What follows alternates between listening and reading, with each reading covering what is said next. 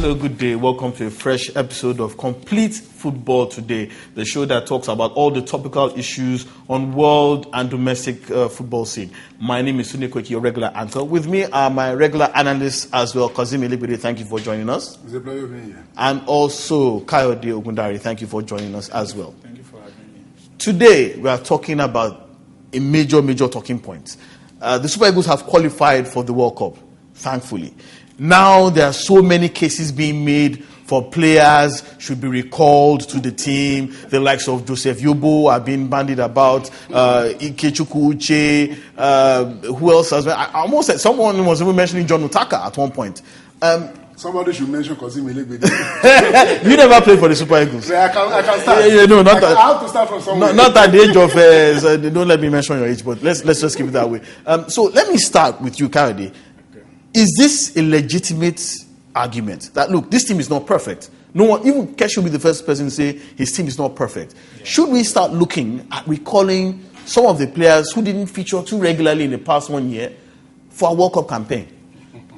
I think the first question you ask yourself is the World Cup a destination or a process? Because from all indication, we are all talking about the World Cup as if it's the terminal end. It's just a process in our football development. So if you're talking about a stronger team building into the future, like Keshi will always be quick to tell us, I think the best thing is bring players who are in for the long run, not players who will come and at the end of the day, after the World Cup, you have to start building all over again. Then that building process will be on and on. So for me, I think if you're advocating for players, there's no problem. But you have to take two things into consideration when you're advocating. The player must be young and must come with a very strong CV that this is what he has achieved in the recent past, not what he has done in the past 10 years, not what he did in 2002. Okay, let me stop you there. Okay. Kazim, he said the player must be young. From what he said, he's probably saying we should take players who are still wearing their diapers we should probably even take the under-17 national team to the World Cup. He hasn't said that. Okay. Although I disagree to some extent with him. Okay. I don't care about the age of the player. What I care about is his current form. Okay. What he brings to the table. Okay. I mean, World Cup is not a jamboree. And I think these are 50 appearance at the World Cup. We can't go there to make up the numbers. Okay. And if you're saying you can't go there to make up the numbers, then we have to shun sentiment. People who talk about experience. Yes, experience is good, but I think we're overemphasizing experience. Otherwise, Argentina should go back and call Diego Maradona. He's retired. Excuse me, let Brazil go back and call Pele. He's retired as well. If you are not going to call these people because they are no more fit and you are going to play football, which is one of the most demanding sports physically, then we have to look seriously at your current form. Okay. Anybody who is not performing so well, excellently well for his club side, should not dream of going to the World Cup. So my point is, players going to the World Cup should be picked on merit. It doesn't matter what you've done for us in the past 10 years. You have to play very well for your club and excel. It's not a matter of just playing very well. You have to excel for your club side on current form before you could be invited. It doesn't matter your age. It doesn't matter what you have done for the Super Eagles in the past 10 years. You two gentlemen of the press are the same people who go out and write that any good national team must be a good mix of youth, ability, and experience. Yes. And that is what... And I think Super Eagles have that as we speak. As we speak. Okay. Yes. Let me just throw this to you. If Stephen Keshi were to choose his World Cup team today, how many of those players have the requisite experience at World Cup level for us to give an appreciable showing at the World Cup? Let me start with you, Kayode. Okay, today, let me use this Nations Cup, the last Nations Cup as a starting point. How many of those guys had ever been to the Nations Cup before? 17 of them had never been to the Nations Cup. But some will argue that a Nations Cup is a different thing from a World Cup. No. We are talking about experience now.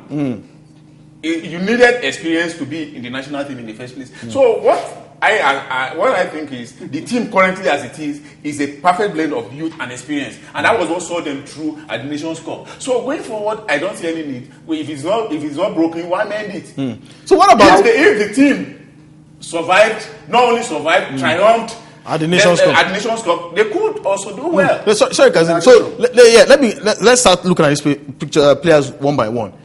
Joseph Yobo, team captain, Stephen Keshi continually maintains that he's his captain at every point in time. What is wrong with calling Iyobo back for a World Cup campaign? Because, let's be candid, he's one of the few players in this team who has been to at least 2 World Cups. He has been to all the 4. Okay. It wasn't 94. It wasn't there in 94. 2002 and 2010. So he has 2 World Cup experience. What about having a calm head at the back when you are leading, you are trying to see out a 1-0 win? What is wrong with that? I will answer that question. But talking about the experience, okay. I told you when you started that the current Super Eagles have both youth and experience. Look, some will argue. At the World Cup level, I'll tell you why. The bulk of the team we have today were at the Confederations Cup. Yes. World Cup doesn't get tougher than that. In fact, you will not get a group tougher than what the 2 groups you had at the Confederations Cup. I agree. So, if you could, and they did well, okay, they didn't qualify. That's not because of inexperience. In fact, those guys were inexperienced then. But the experience that the Ghana playing against Uruguay, Spain, will serve them well. Back to Yobo. What is wrong with Yobo? You see, I said we should leave sentiment apart. I said that at the beginning and I maintain it. Okay? The World Cup is the peak. You need your best players, not just good players. Okay? You look at Yobo today, what does he do at Fenerbahce? How important, how crucial is it to Fenerbahce? Okay. I mean, look at Yobo. But we've seen players who don't play regularly for their club sides, but still play for their national teams. Look at Yobo at the last Nations Cup. What was his performance? Okay? He was a big part player, even in the national team. Why on earth will you want to take him to the World Cup? Just because you want him to make 100 caps? No, I'm saying his experience. Oh, his experience. And I've told you, the team that we have today is experienced enough to excel at the World Cup because they were in the Confederations Cup and they were not disgraced. Okay, Kadi. Yobo has been to 2 World Cups. Yes. 2002 and 2010. But his best performance was in 2002 when he had no World Cup experience. So what are we talking about? So what are we talking about? That tells you about the history. Fine. Okay, what about other players? Ikechukwu Uche, who has been absolutely on fire for Villarreal. Yeah. A lot of people are campaigning for him. But Stephen Keshi also came out and said that, yeah, he's good, but he has a disruptive influence on the team.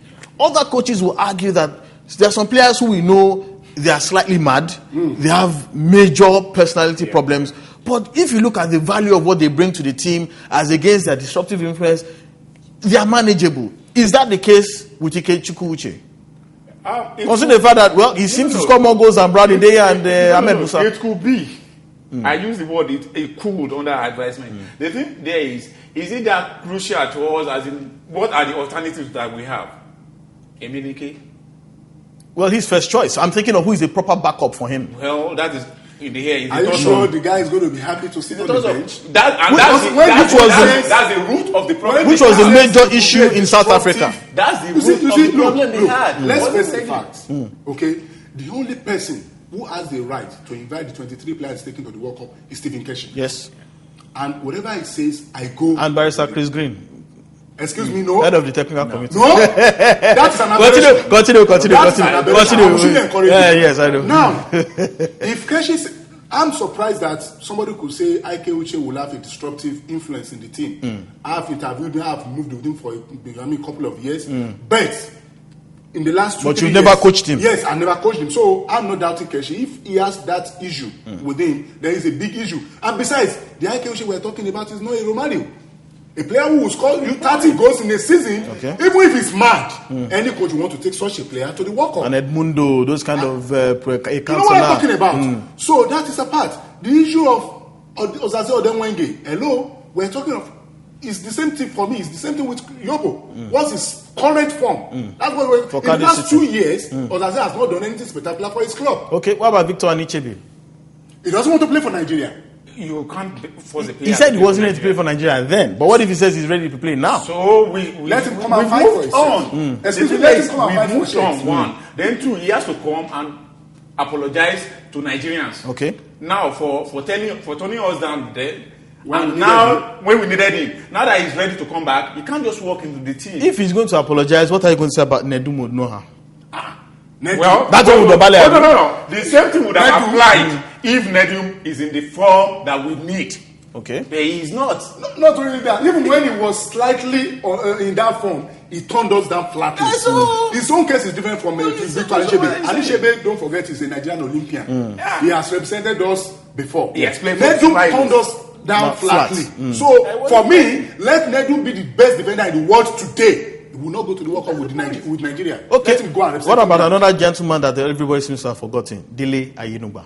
If it's good, if he's playing well, he's doing very well for his. If he's doing very well, I'm sure for his club. Would like to take him to the World Cup. I'm sure. If he's doing very well, he just needs to perform for his club. For me, I think there's a slight variation here now. If he's doing well, that's one of the. That is the major criteria for me. Fine. But then we are blessed at this time to have two very, very good goalkeepers. Okay. And I don't see him, in all honesty, upstaging either Penyama or Ejide. So if he's coming, we mean him sitting on the bench, and that will cause a disruption in the team. I will advise that he stays out until such a time when there is space for him. Okay, gentlemen, to wrap this up. So, finally, choosing a World Cup squad, what should Stephen Keshi be looking at in picking his 23 players? Let me start with you, Kazim. If I'm going to advise Stephen Keshi, and I'm sure he's well informed, more informed than all of us here, the first thing is your current form. Okay.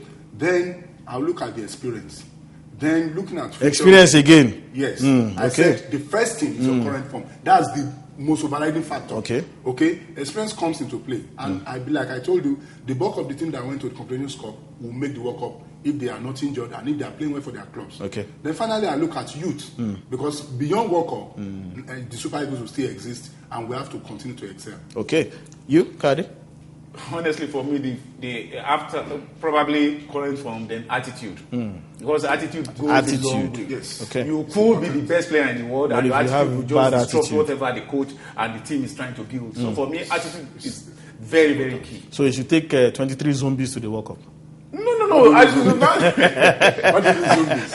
Don't get it. The fact that somebody doesn't have a disruptive. You could be the come easy, go easy time. You understand? So for me, I would prefer somebody who is averagely talented but has a very good attitude. Maybe we should invite Tai with you. Since we are inviting experienced players, and it won't cause any problem. Attitude is key for me. Okay. Thank you, gentlemen. This has been Complete Football today with my analyst, Kazim Ilegbede and Kayode Gudari. Thank you so much for joining us, gentlemen. Join us for the next episode of the show. But meanwhile, you can send in your comments, type it in below on the screen, and we will get back to you as quickly as possible. My name is Suniko Iki. Catch us on the next episode.